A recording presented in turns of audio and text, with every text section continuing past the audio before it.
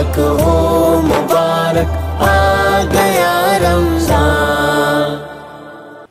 बिस्मिल्लाहिर्रहमानिर्रहीम। मैं मुफ्ती मोहम्मद अशफाक कासमी, इमाम खतीब मस्जिद मोमिनपुरा अकोला, महाराष्ट्र हूँ। मुझे इस न्यूज़ चैनल के माध्यम से आप सभी लोगों को ये बताना है कि आज शाम सूरज गुरूब होने के साथ ही चाँद नज़र आएगा इंशाअल्लाह, और चाँद नज़र आने के साथ ही रमज़ानुल मुबारक का मुक़द्दस महीना शुरू हो जाएगा। रमज़ानुल मुबारक के मुताल्लिक़ मुसलमानों का ये अक़ीदा, उनकी ये धारणा है कि ईश्वर ने, अल्लाह ने इंसानों को सत्य मार्ग दिखाने के लिए जो अपने आखिरी दूत और मैसेंजर हज़रत मोहम्मद सल्लल्लाहु अलैहि वसल्लम को भेजा था, तो आप सल्लल्लाहु अलैहि वसल्लम पर अल्लाह रब्बुल इज़्ज़त ने जो ईश्वरवाणी, जो डिवाइन मैसेज नाजिल किया, यानी कुरान शरीफ, उस मैसेज में अल्लाह रब्बुल इज़्ज़त ने मुसलमानों पर इस रमज़ानुल मुबारक के महीने के रोज़ों की फ़र्ज़ियत का, यानी रोज़े रखना कंपलसरी है, इसका ऐलान किया है।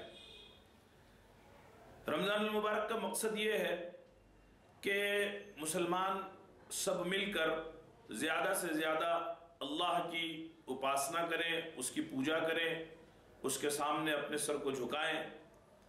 इस महीने में कुछ ख़ास इबादतें होती हैं, जिसमें सबसे अहम, सबसे बड़ी इबादत रोज़ा होती है। रोज़े के लिए सुबह सादिक से, यानी सूरज के निकलने से तकरीबन 1.5 घंटा पहले, सुबह सादिक से पहले सहरी की जाती है, यानी कुछ खा पी लिया जाता है। और फिर जैसे ही सुबह सादिक का वक्त होता है तो रोज़ा शुरू हो जाता है, और फिर सुबह खाने पीने और अपने जिनसी ताल्लुकात से बचे रहने का नाम जो गुरूब आफ्ताब तक चलता है, इसका रोज़ा है। जैसे ही सनसेट होता है तो रोज़ा खोल दिया जाता है, जिसको अफ्तार कहते हैं।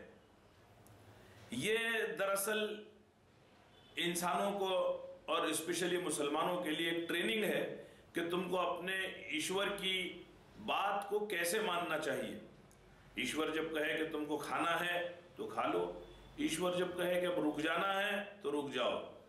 तो सत्य बात यह है कि न खाना इबादत है, न भूखे रहना इबादत है। असल इबादत तो ईश्वर की उपासना और उसकी आज्ञा का पालन करना है। फिर जैसे ही इफ्तार होता है शाम में, उसके 1 घंटे के बाद ईशा की अजान होती है, और सब लोग मिलकर ईशा की नमाज के लिए मस्जिद में जमा होते हैं। और तमाम मस्जिदों में ईशा की नमाज जो पूरी साल पढ़ी जाती है 4 रकात, उसके साथ 20 रकात तरावीह की नमाज पढ़ी जाती है। ये दरअसल उस ईश्वर के सामने जिसने रमज़ान का ये महीना दिया है, ये शुक्रगुजारी है। शुक्रगुजारी के तौर पर ईश्वर की ज़्यादा से ज़्यादा इबादत करनी है।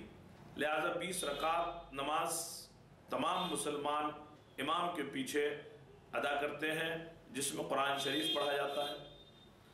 रमज़ान को एक ख़ास निस्बत कुरान से, यानी जैसे मैंने अभी कहा कि वो ईश्वरवाणी, वो डिवाइन मैसेज जो ईश्वर ने अपने आखिरी मैसेंजर हज़रत मोहम्मद सल्लल्लाहु अलैहि वसल्लम पर नाजिल किया, ताकि इसके ज़रिए आप पूरे इंसानियत को, तमाम मानव जाति को सत्य मार्ग दिखाएं। वो हज़रत मोहम्मद सल्लल्लाहु अलैहि वसल्लम सिर्फ मुसलमानों ही के लिए नहीं, बल्कि सारे मानव जाति की तरफ सत्य मार्ग दाता बनाकर भेजे गए थे। उन पर यह कुरान रमज़ान में ही नाजिल होना शुरू हुआ था। लिहाजा मुसलमान इस महीने में ज़्यादा से ज़्यादा कुरान पढ़ते हैं, उसकी तिलावत करते हैं। मस्जिदों में रमज़ान में कुरान को समझने, समझाने के प्रोग्राम होते हैं, जिसको दर्स तफसीर कहा जाता है।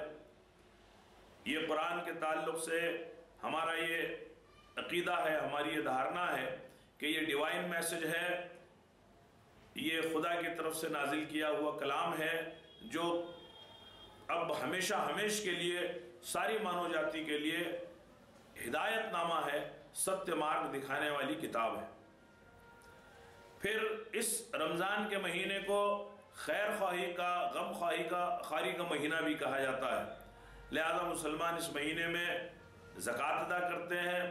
ज़कात वो मालदार मुसलमान जिनके पास अपना ज़ाती खर्च करने के बाद जो पैसा बच जाता है, एक निसाब है, उस निसाब को पहुंचने के बाद जो पैसा होता है तो उसका 2.5% तमाम मुसलमानों को निकाल कर अल्लाह की राह में किसी न किसी गरीब को, मुफलिस को, ज़रूरतमंद को देना पड़ता है। इसको ज़कात कहते हैं।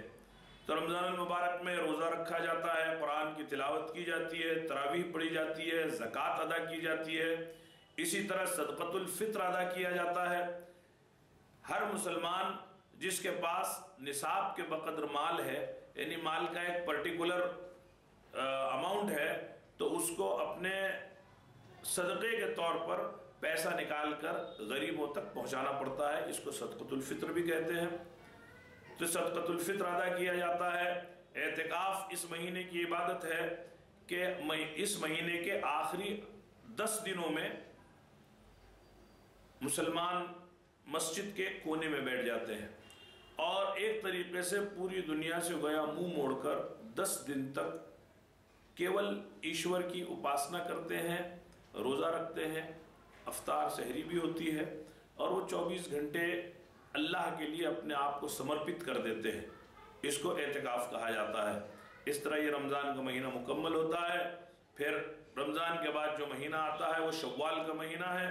शव्वाल के महीने का जब चांद नज़र आता है, यानी 29 रमज़ान या 30 रमज़ान को, तो फिर चांद नज़र आने के बाद दूसरे दिन लोग ईद मनाते हैं, जिसको ईद उल फित्र कहते हैं।